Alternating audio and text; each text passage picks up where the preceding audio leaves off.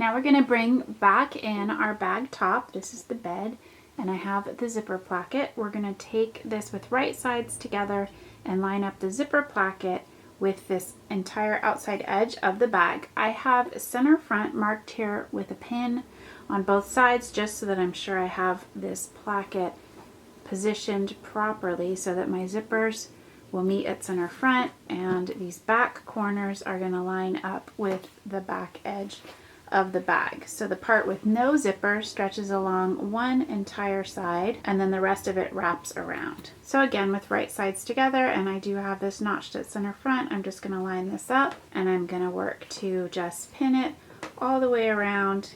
When I get to the corner, I could clip into the seam allowance with a few slits so that it turns nicely, but you want to be sure when you're stitching this that you don't sew any puckers into the top part of the fabric. And then we'll continue to just pin it all the way around. Then we'll take it over to the machine, and with this side up and the basting stitching showing, we'll stitch right on top of that because we do have that piping right in there. So we want to stitch as close to this, just to the left of it, so that we're as close to the piping as possible all the way around the bag. Now we have the bag top complete. So we're going to bring back over the bag body. We're going to turn it inside out with the handles to the inside. And then we're going to take the bag top, flip it over and put it inside, matching the back corner with one of the sides. And then the rest is going to go all the way inside, and we'll have our center front notches matching each other. So we're going to pin this all the way around. Then we're going to take this over to the machine. We'll stitch it down, still with the zipper foot, following this basting line that we already have from stitching the piping to the bag body to make sure that we have that stitched nice and close. Then once it's stitched, you can push open the zipper as much as you can, and we will turn the bag right side out. Alright, so here we have this turned right side out so you can see it. It's a little floppy because we don't have the lining inside to give it the structure. So now we're going to set this aside, and we're going to construct the rest of the lining process where we can switch over to using a regular presser foot. So here we have the lining pieces. Now we're going to bring these in and sew these together the same way we did the bag. So we have the front and back. We're going to put them right sides together, and you want to be sure that you have your print in the right direction if you have a directional print. So we want all of our people standing up tall. So I'm going to put them right sides together, sew that center bottom seam, and then we're going to fit in each end to the sides of the bag and sew right around that curved edge. And we repeat for the other side. Now we're going to do the interior lining for the zipper placket with the lining fabric. So I have two strips cut for the part that opens where the zipper is, and this part for the back of the band. So my two strips here are cut a little bit narrower than they should be. I just serged the edge instead of folding it under as instructed in the pattern. It was a little short on fabric, so this is how much I had of this print. So I'm using this to make it work. So what we're going to do is have the serged edges towards the center, and I want to be sure that I still have these going in the right direction as they would fit inside the bag. So this one here will wrap from the top edge, and this one here is going to come up from the bottom edge.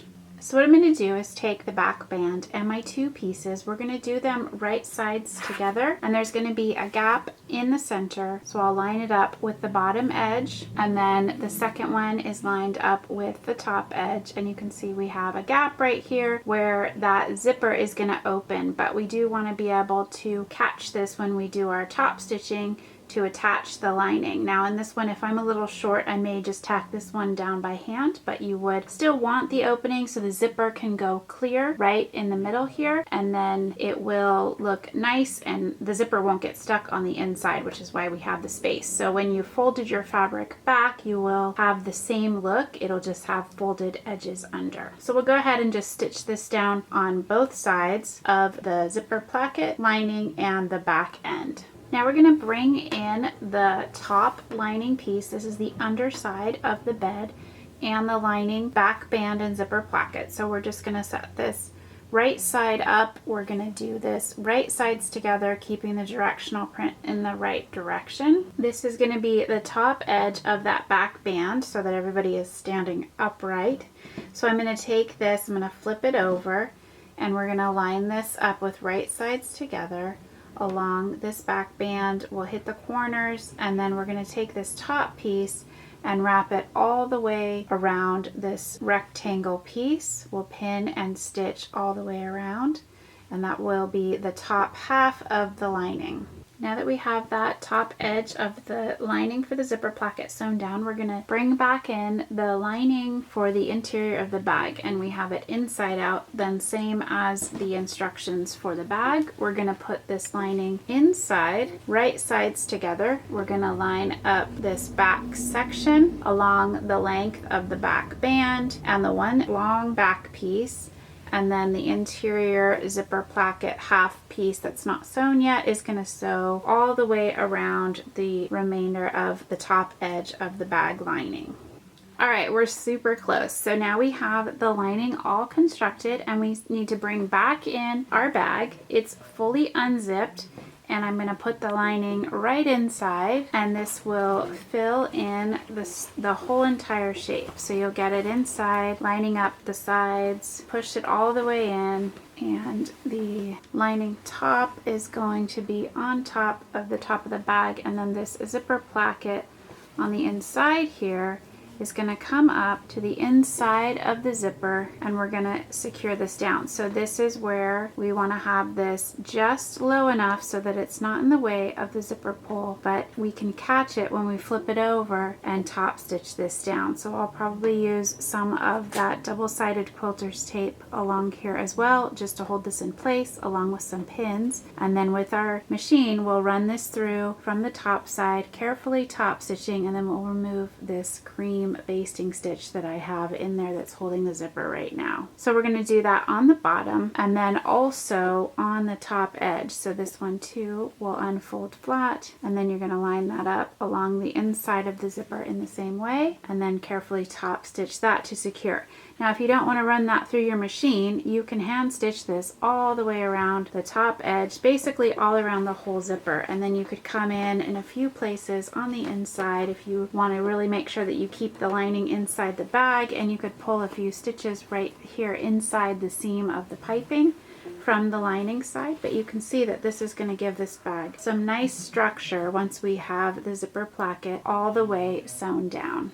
So here we have that stitched down. You can see the blue thread here, and like I said, I'm going to come in now and we'll just remove this cream color thread. So I have that lining tacked down or stitched through all the way, so that's holding that in there.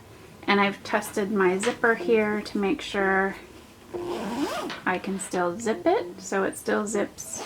I don't have any lining in the way, even though it's pretty close to the zipper, but it is just that serged edge on this example. You can fold that edge under so that it looks clean on the inside as well. Then we're just going to go ahead and do the exact same thing for this top side of the zipper edge too, and we'll run that through and stitch that with the blue thread, and then remove this cream color thread as well.